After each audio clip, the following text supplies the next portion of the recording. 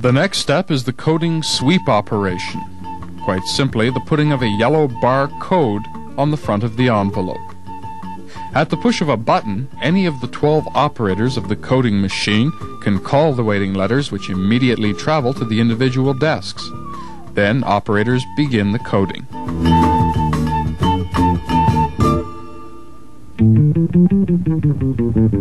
As the letter appears in the lower window, the postal code is entered into the computer.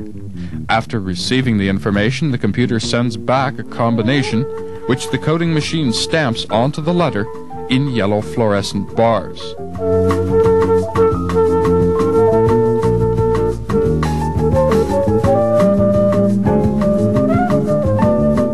You've probably noticed this on mail received in your home. It's quite simply a computer language for the new postal code.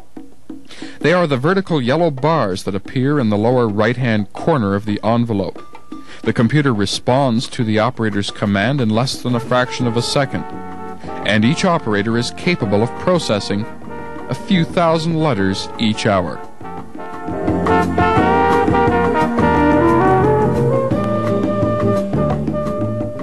The postal code really is a very simple process, and I think part of the problem is that a lot of people don't relate the postal code to machines or mechanization. And how the system works is that when a series of letters and numbers in a sequence are put onto a letter, it is fed into what we call a coding suite, and then goes to a clerk at a coding desk who, with a keyboard, feeds this information to a computer, and then in return the computer feeds the information back to a barcoding unit, which interprets this code and puts a fluorescent barcode on the letter.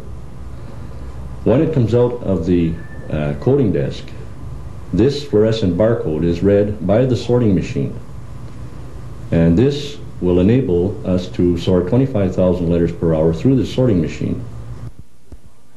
After letters have been coded, they are automatically separated into 4 categories according to their destination.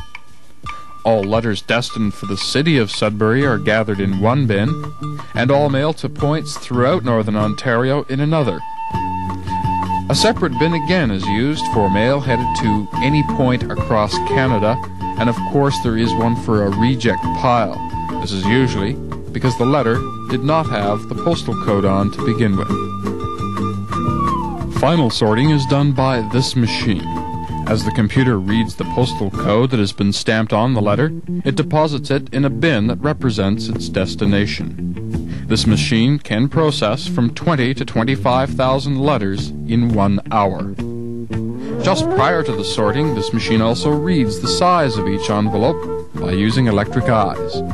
Any envelopes that are not in the specified category are rejected and later sorted by hand. This is the brain of the massive computer, and if anything goes wrong here, the sorting will have to be done by hand.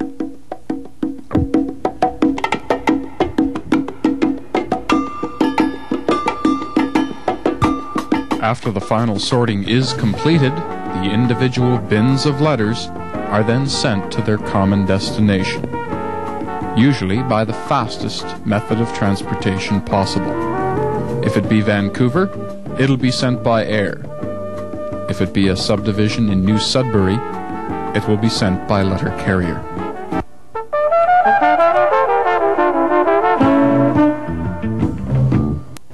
The some 4 million pieces a month that of mail are handled for places other than Sudbury. We do have some of the mail for Sault Ste. Marie, Thunder Bay going through our offices, but basically the entire Sudbury Basin and Manitoulin Island does go through the Sudbury operation. The increase in volumes has been such that in itself we have had to build the staff up from the 175 to the 219. This staff was built up basically from 1970 to 1977. It is hoped that now with the addition of the mechanized equipment that we will be able to stem the growth of our workforce. I cannot see personally that the workforce will be reduced.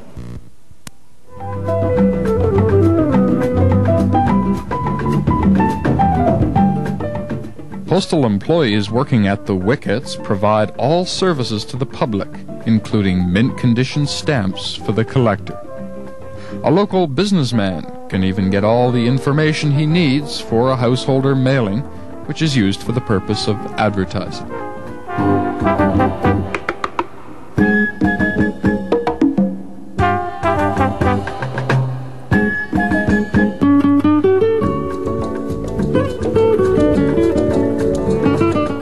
Large parcels and packages have to be sorted by hand.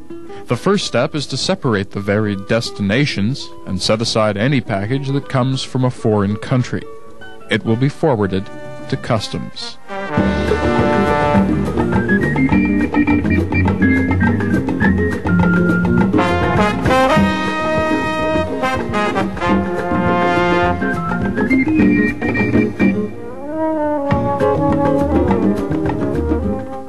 The customs depot at the Sudbury and District Post Office is the main clearing point for all of Northern Ontario.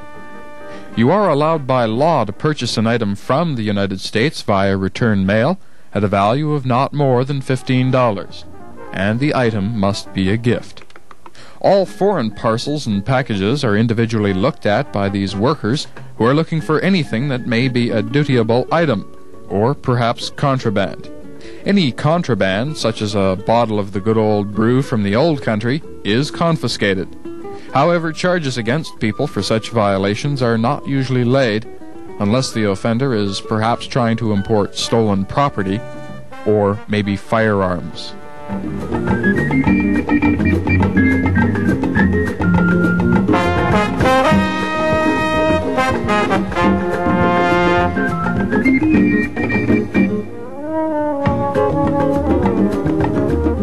Another type of mail that must be sorted by hand is the bulky magazines and printed matter. They cannot be put through the machines as they're too heavy, but they can't be treated as packages and parcels because they're too small.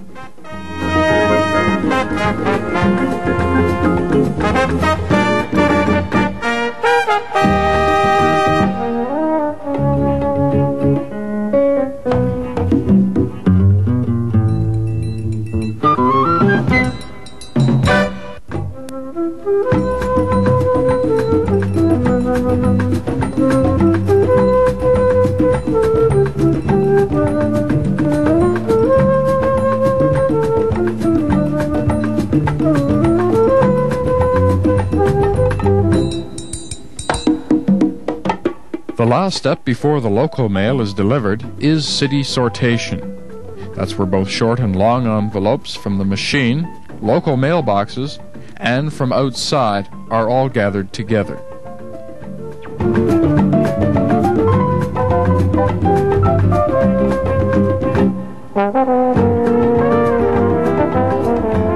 Some Sudbury customers have their own separate box, simply because they generate a tremendous amount of mail.